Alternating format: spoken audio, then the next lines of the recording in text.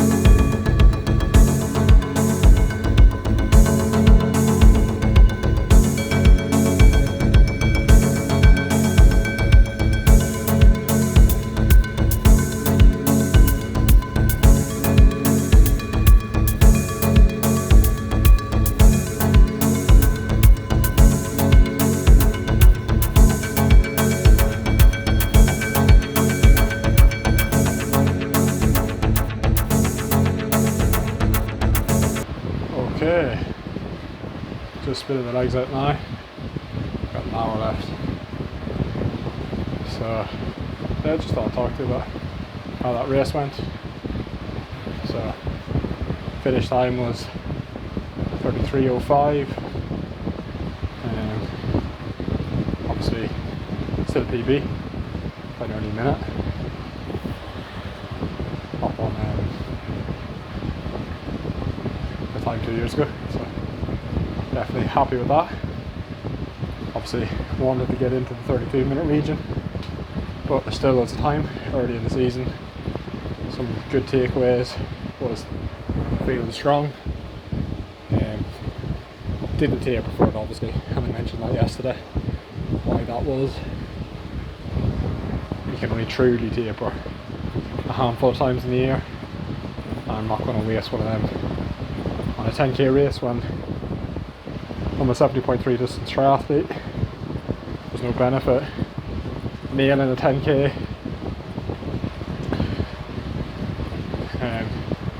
But yeah, definitely happy with it. You have to acknowledge these little wins in training. So that was a training race, and acknowledging the little wins is key to staying in this sport for the long term, because we don't get to race often. The nature of our events take a lot out of us, so we can't do it every weekend, so we need to test ourselves other ways. and celebrate it when it goes well. So happy with it, content, but definitely striving for bigger and better results.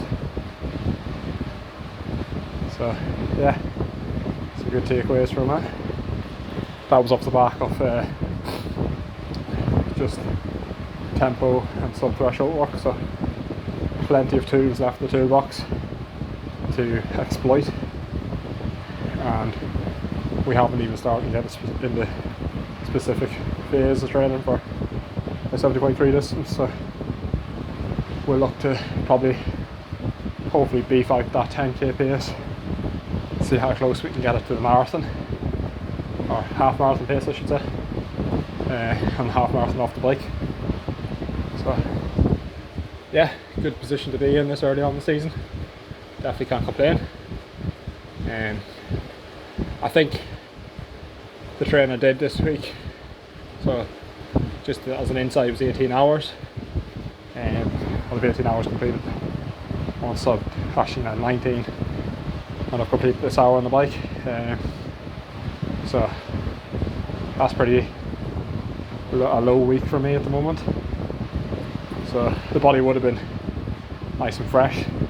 However, as some of you know, pools reopened, I'm going to say 2 weeks ago, and I've been doing more swimming and more swimming. Still not with much intensity, but the swim really fatigues me. Always has, probably always will to a certain extent.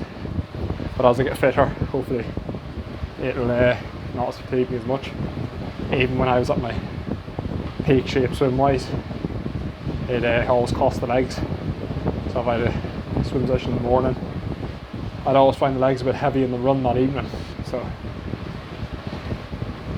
not to mention the cognitive load. So in swimming, there's an endless amount of areas of technique you're constantly thinking about when you're swimming. So hand position, am I crossing over? What's my catch like? What's my pull like? Is the kick, is that a good beat? Is that a good arm turnover? It's endless. Head position. I could be here all evening saying this, but yeah, thinking about these things in the pool. Yeah, you might only be in the pool for an hour, 45 minutes, whatever it may be, but mentally it's stressful, and that's something that training peaks or a heart rate monitor or power meter, whatever kind of technique or equipment you're using, that'll not tell you. So definitely the head is a bit more fatigued this week, and that stems from the swimming. So I've identified that, and I know that yeah, there's a few seconds to pick up there. I'll just be a bit more mentally fresh. But training race, you don't go picking faults and saying, oh, I didn't go well because this. You're just aware of areas that you need to consider. So I know for my taper going into 70.3, I may need to cut down my swim volume because my head will be fresher. The head's fresh, you'll dig deeper, you'll go harder, and you'll get some results. And that scenario I just mentioned, the cognitive load, so the mental stress, goes the same for you guys that are working stressful jobs. If you have a stressful week at work, don't be afraid to drop the volume. You're only killing yourself trying to maintain big weeks of volume off the back of a stressful week. If you're really fatigued, your body's trying to tell you something. It's trying to tell you that, oh, this is too much right now. It's not what we need at this period of time. The best athletes are in tune with their bodies. You can get all the tech you want, heart rate variability, filling out these questionnaires, but let's be honest, half of us could train a lot better by listening to our body. A simple sign generally is if you're dreading getting on the bike and it's an easy ride, well, that's a sign that maybe that's not what you should be doing today. Maybe you should be cutting that session in half.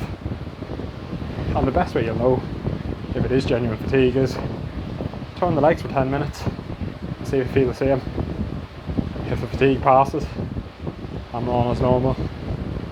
If you still feel lethargic, dial it back.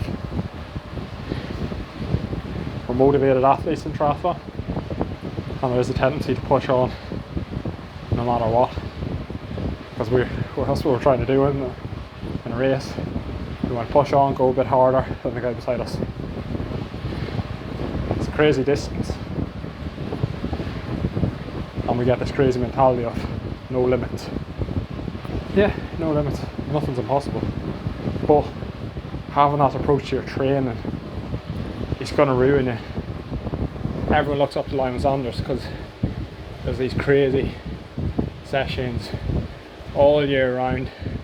For a while he was doing an Ironman nearly every day and prepped for an Ironman. What happened to him? He burnt out. This is when he sacked off his coach. He got a coach back on board, a physiologist, and what's he doing now? For months there he's only trained 10 hours. This professional athlete only trained 10 hours. If he's having that approach to his training, why are we not? It doesn't take a genius to know when you're doing too much. There'll be signs, whether it be injuries, fatigue, irritability, disturbed sleep. Our body's a wonderful thing. It'll tell us when we're doing too much. So, just something to think about. But yeah, back to what this video was originally intended about. The race, good result, happy with it. As I said, still striving for more, wanting to go one better, and hopefully have some big results this year. That 10k, it's a good benchmark to have in training, off the back of a decent bike week of volume and some run intensity. And yeah, can't complain about that. So I might do a few more videos like this, give you an insight into my training around racing or training day to day. Might be a bit boring at times because, I'll be honest, there's nothing fantastically interesting about my sessions. A lot of it is just getting it done. But yeah, I'll try to pass the time a bit for you by sharing little nuggets of wisdom around physiology and training with purpose and the science behind training. So hope some of you find it interesting and not boring you too much. It's good for me to document these things so I can look back on it in a few years and remind myself, look how far you've come. And it forces me to reflect back on my results, which only for these videos I probably wouldn't do that. So there's much as a benefit for me as anyone out there that wants a bit of insight into training. And it's always good to reflect, see what went right, what went wrong, and learn from it. So yeah, hope you enjoyed that.